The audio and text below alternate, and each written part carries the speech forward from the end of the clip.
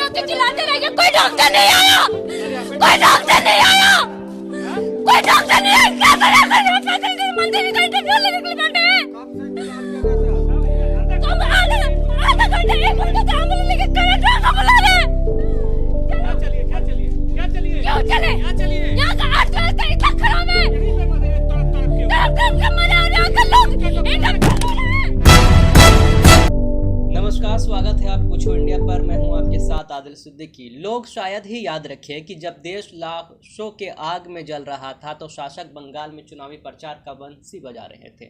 जाहिर सी बात है, उनके लिए चुनाव चिताओं से ज़्यादा ज़रूरी है, लेकिन यह सच है कि देश के हालात बहुत ख़राब हैं। महाराष्ट्र, लखनऊ, इलाहाबाद, बनारस, बिहार, हर जगह से मायूस करने वाली खबरें आ रही हैं। लोग इलाज के लिए दर दर भटक रहे हैं, ऑक्सीजन के लिए भटक रहे हैं, कहीं कोई सुनवाई नहीं है। भारत में कोविड-19 के एक दिन में रिकॉर्ड 2 लाख से अधिक मामले सामने आए। केंद्रीय स्वास्थ्य मंत्रालय के अनुसार बृहस्पतिवार को सुबह 8 बजे तक जारी आंकड़ों के अनुसार बीते 24 घंटे में कोरोना वायरस के 2,739 मामले सामने आए। महाराष्ट्र, गुजरात समेत अन्य राज्यों के भी कितने हालात खराब हैं।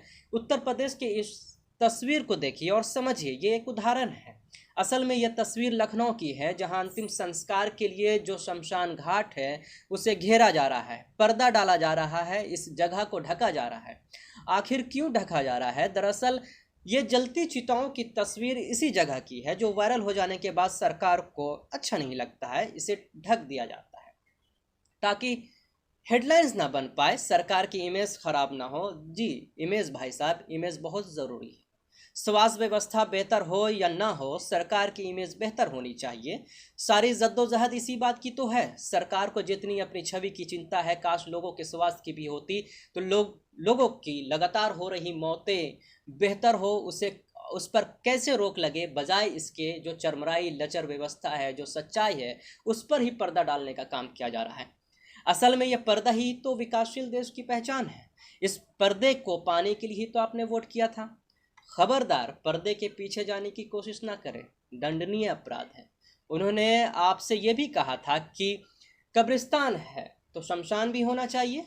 अब शमशान गुलजार है, लाइन लगी है, लोग लाशों को लेकर अपनी बारी का इंतज़ार कर रहे हैं। हालात ये है कि लोग अपने घरों में इलाज के लिए तड़प रहे हैं। जांच हो नहीं रही है, जिसकी हो रही है तो 4 दिनों तक रिपोर्ट नहीं आ रहे हैं। अगर रिपोर्ट आ रही है तो दवाई देने वाला कोई नहीं है। अस्पताल ले जाने के लिए पर्याप्त एम्बुलेंस नहीं है। अस्पताल में डॉक्टर नहीं है। अगर मर गए तो शमशान में जगह नहीं है, जगह तो जलाने वाले नहीं है। अगर आपके पास एम्बुलेंस, बेड, बॉडी, शमशान सब कुछ है तो खुश मत होइए, इंतज़ार कीजिए, आप भी कतार में हैं। पहले वाली जल जाएगी, उसके बाद आपका नंबर आएगा। हालात, जी हाँ, ये हालात अपने देश के राज्यों की ही तो हैं। वो अस्पताल नहीं बनाएंगे, चरमरा चुकी व्यवस्था को ठीक नहीं करेंगे, हाँ, लेकिन आपको सच रिपोर्ट करने से रोकेंगे, बोलने से रोकेंगे, डराएंगे, नोटिस भेजेंगे। चाहे लोग मरे, चाहे आंकड़ों को छुपाया जाए, वे मरने वालों के आंकड़ों को कम करने की कोशिश करने के बजाय शमशान घाट पर ही लोहे के चादर मढ़ दिए गए। जब पूरे देश में कोहराम मचा हुआ है, अंतिम यात्रा तक नसीब नहीं हो रही थी, शमशानों में लाश जलाने के लिए घंटों जगह तक नहीं मिल रही थी, तब यह याद रखा जाएगा कि उस समय सभी राजनीतिक दल चुनावी रैलियों में व्यस्त थे और किसी दल के नेताओं ने मानवीयता नहीं दिखाई कि वह ऐसे गमगीन माहौल में बोले कि चुनाव जीत हार बाद में होगी। जब कुछ बचेगा ही नहीं तो जीतेंगे किसके लिए? इतिहास में आज के सभी नेताओं का नाम शर्मनाक अध्याय में लिखा जाएगा। नमस्कार, अपना ख्याल रखिए और मास्क जरूर पहने और एक दूसरे का साथ जरूर दें।